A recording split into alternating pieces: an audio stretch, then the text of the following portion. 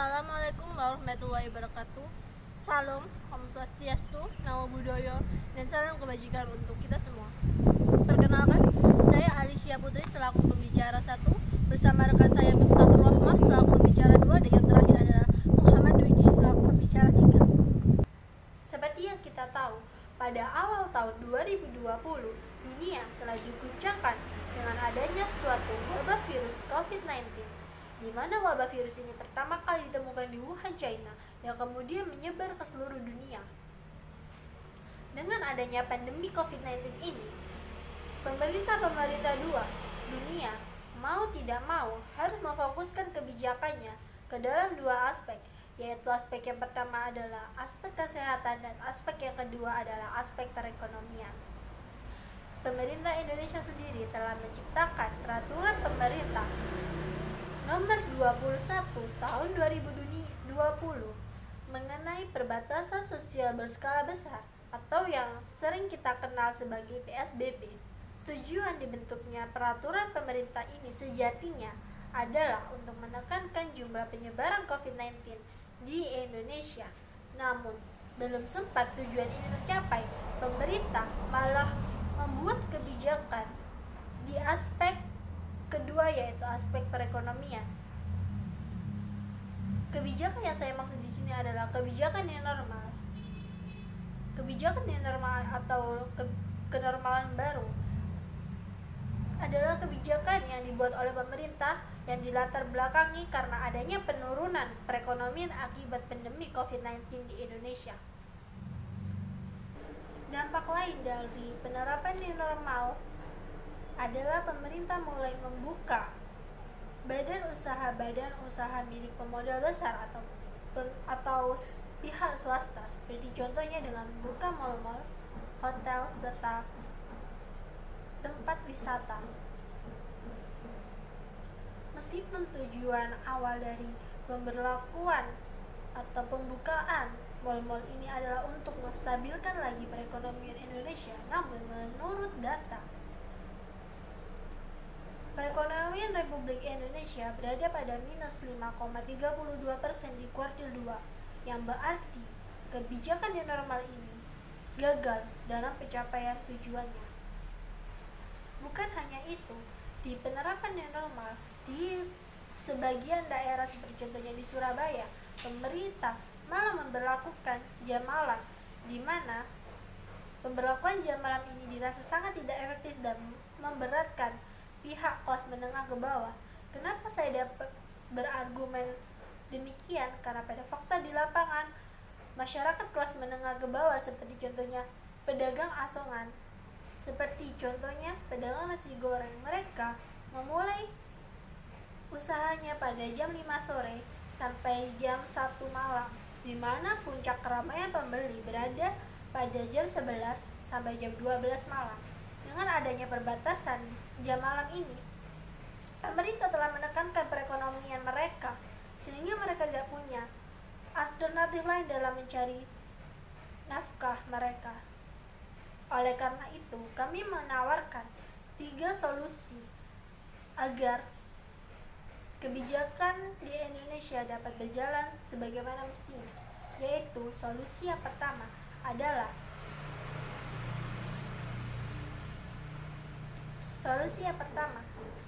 dengan memfokuskan lagi kebijakan di normal ini kepada masyarakat yang dirasa perlu dibantu, seperti contohnya masyarakat kelas menengah ke bawah.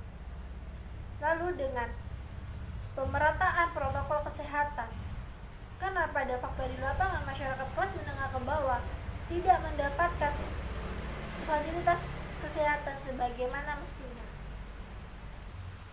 Dan yang terakhir adalah pemerintah diharapkan dapat menguji kembali agar kebijakan di normal dapat berjalan semestinya. Saya rasa cukup sekian dan terima kasih. Assalamualaikum warahmatullahi wabarakatuh. Salam kebajikan.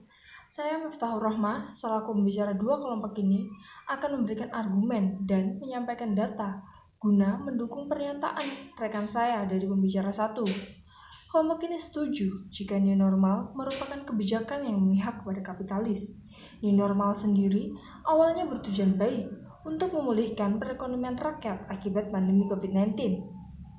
Menanggapi PP nomor 21 tahun 2020, Kemendak mengeluarkan kebijakan krusial perekonomian rakyat melalui edaran Menteri Perdagangan nomor 12 tahun 2020 tentang pemulihan aktivitas perdagangan yang dilakukan pada masa pandemi COVID-19 dan new normal ini, yang bertujuan menjaga kebutuhan distribusi masyarakat serta sekaligus memutus rantai penyebaran COVID-19 di tempat kegiatan perekonomian. Tapi kenyataannya, kebijakan meleset dari sasaran. New normal kami pandang hanya menguntungkan pihak bermodal besar dan melahirkan budaya kapitalis, seperti mal, swalayan, perhotelan, dan pihak lainnya yang mendapat akses kesehatan secara maksimal. Kelompok ini mengambil data melalui wawancara dengan sampel acak 10 pedagang pasar, penjaga retail mal dan pasar, satpam mal serta pasar dengan indikator kenaikan dan atau penurunan pendapatan pengunjung serta fasilitas kesehatan yang didapat guna melihat sudahkah new normal menjadi jawaban atas permasalahan ekonomi saat pandemi ini. Yang hasilnya tidak adanya pembatasan pengunjung 30% dan penerapan protokol kesehatan seperti screening saat masuk pasar rakyat, bahkan tidak ada fasilitas mumpuni. Fasilitas krusial saja seperti tempat cuci tangan dan kamar mandi yang sangat-sangat terbatas dan juga jorok. Bahkan beberapa pedagang mengaku tidak mengetahui peraturan-peraturan tersebut. Jarak antara pedagang pun tidak memenuhi standar 1,5 meter.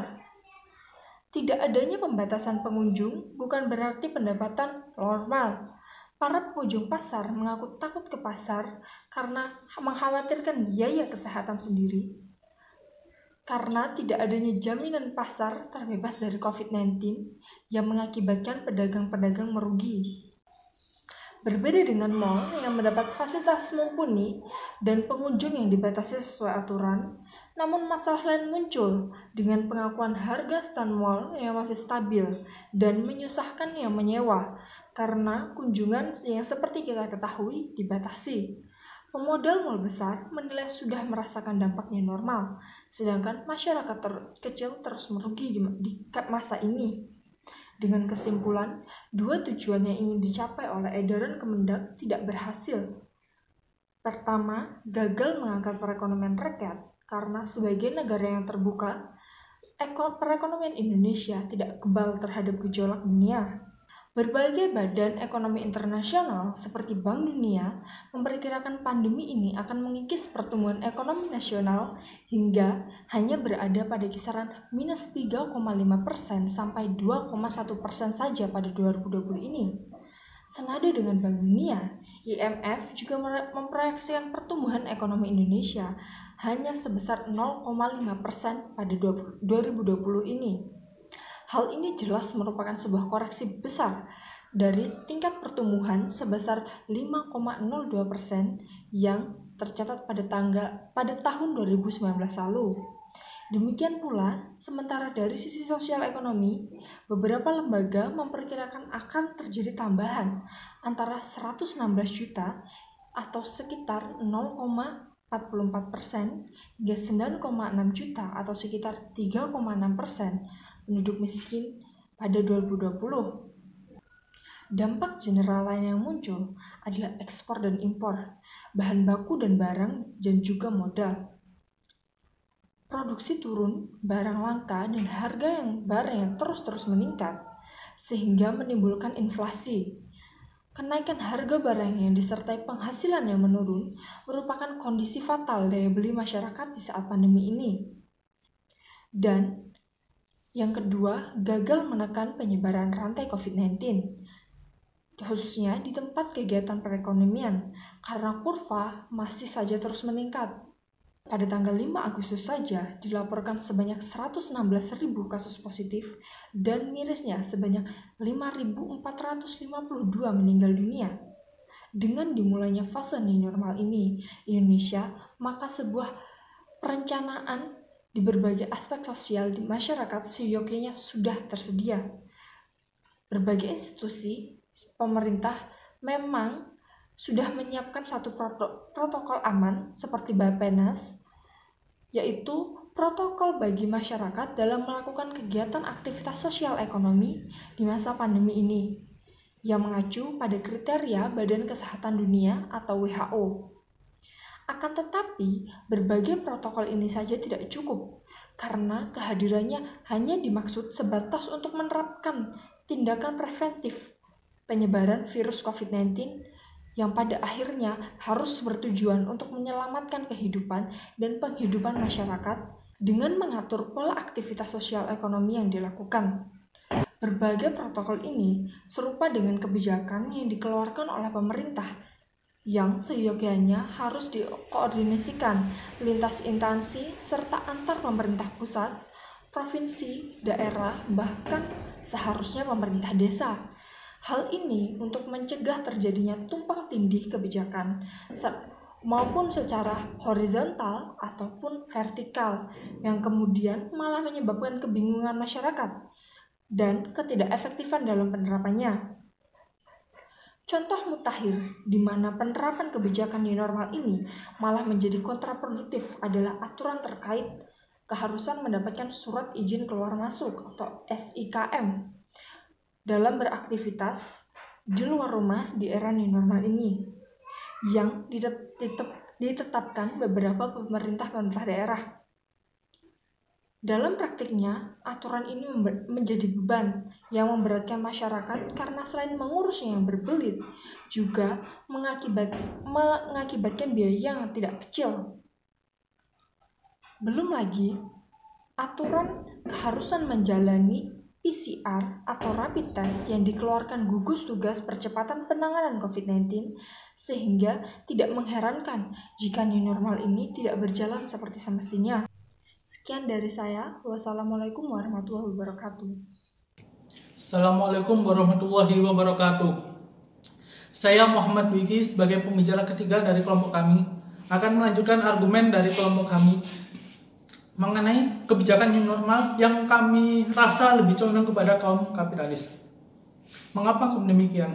Setelah berbagai permasalahan yang sudah dijelaskan oleh rekan saya pembicara 1 dan juga pembicara 2, seperti permasalahan timpangnya protokol kesehatan juga fasilitas kesehatan di pasar ataupun di mal, juga permasalahan mengenai harga sewa stand mall yang masih tinggi di kala pandemi ini, yang tentu saja menyulitkan bagi para pelaku UMKM yang menyewa stand di mal, dan juga sepinya pasar diakibatkan surat edaran Menteri Perdagangan mengenai batas maksimal masuk pasar hanya 30% dari kapasitas normal. Dan berbagai permasalahan tersebut membuat pertanyaan di benak kita semua. Untuk siapakah new normal ini? Jika memang tujuan new normal ini untuk masyarakat menengah ke bawah, namun kenapa masyarakat menengah ke bawah mengalami kesulitan-kesulitan seperti yang tadi? Apakah new normal ini, kebijakan new normal ini hanya sebagai kedok untuk melindungi kaum-kaum kapitalisme yang kesulitan ekonominya dikarenakan ditutupnya berbagai mal ataupun swalayan ketika masa PSBB? Tentu hanya pemerintah yang tahu. Dan juga efek dari kebijakan new normal sendiri ini untuk siapa? Kita tahu setelah tadi dijelaskan oleh rekan saya pembicara kedua bahwa pertumbuhan ekonomi Indonesia di kuartal kedua minus 5,32%. Jadi kebijakan new normal ini seperti tidak berdampak apa-apa, terutama bagi kaum menengah ke bawah. Dan malah terkesan menguntungkan kaum pihak-pihak yang mempunyai mall swalayan yang dalam hal ini kaum kapitalisme. Oleh karena itu, atas berbagai pertanyaan di benak kita mengenai dampak dari kebijakan new normal itu sendiri, kami menawarkan beberapa solusi seperti yang sudah dijelaskan oleh pembicara pertama, yakni pemerataan protokol kesehatan. Kita tahu sudah ada instruksi Presiden nomor 6 tahun 2020 mengenai penegakan disiplin dalam protokol kesehatan, di mana pemerintah melibatkan TNI dan Polri untuk pengetatan protokol kesehatan di setiap daerah dan juga tempat-tempat umum. Namun fakta yang di lapangan bagaimana? Kita tahu di beberapa minggu ini ada terjadi libur panjang di bulan Agustus seperti 17 Agustus maupun libur tahun baru Hijriah, dan tempat-tempat wisata, mal maupun pasar ramai oleh seluruh pengunjung. Bagaimana pengetatan protokol kesehatan dalam kegiatan tersebut? Apakah TNI dan Polri terlibat penuh dalam pengetatan protokol kesehatan? Atau malah justru keramaian pengunjung tersebut menimbulkan klaster-klaster baru yang pada faktanya sekarang kasus penyebaran COVID-19 makin meninggi dan meninggi, belum sanggup ditekan oleh pemerintah. Juga terkait sinergitas antar pemerintah daerah maupun TNI dan juga Polri terkait penerapan protokol kesehatan itu sendiri. Bagaimana aspek-aspeknya tentu masih jadi pertanyaan buat kita semua. Juga kemudian solusi yang kedua yakni pemberian fasilitas kesehatan baik di mal maupun pasar, terutama di pasar yang setelah dijelaskan oleh pembicara kedua tadi sangat kurang sekali. Kita tahu anggaran penanganan COVID-19 ini mencapai 695 triliun rupiah. Anggaran sebesar itu jika memang pemerintah bisa menggunakan anggaran tersebut secara tepat sasaran, maka anggaran tersebut dapat berguna baik untuk seluruh kalangan, terutama kalangan menengah ke bawah. Juga meskipun pemerintah sudah mengeluarkan anggaran untuk UMKM sebesar 123 triliun, namun faktanya sampai tanggal 10 Agustus baru terserap 21%. Padahal anggaran tersebut sangat dibutuhkan oleh para pelaku UMKM untuk dapat survive dari pandemi COVID-19 ini. Indonesia merupakan negara yang berlandaskan Pancasila. Dan di Pancasila itu sendiri diajarkan untuk saling gotong royong, saling berperi kemanusiaan guna untuk mewujudkan keadilan bagi seluruh masyarakat. Dan Pancasila itu sendiri sangat bertentangan dengan kapitalisme, di mana kapitalisme hanya peduli untuk keuntungan individu sendiri tanpa mempedulikan individu orang lain. Dan seharusnya pemerintah setiap membuat kebijakan harus berlandaskan kepada nilai-nilai Pancasila, juga nilai-nilai luhur bangsa, termasuk kebijakan untuk penanganan COVID-19 ini, seperti kebijakan PSBB maupun kebijakan yang normal. Karena jika pemerintah memang benar-benar membuat kebijakan dengan berlandaskan Pancasila maupun nilai-nilai luhur bangsa, tentu kebijakan tersebut dapat tepat sasaran dan dirasakan oleh masyarakat luas, dan pemerintah bisa mewujudkan cita-cita bangsa Indonesia untuk mewujudkan masyarakat yang adil dan makmur. Sekian argumen dari kelompok kami, kurang lebihnya mohon maaf. Wassalamualaikum warahmatullahi wabarakatuh.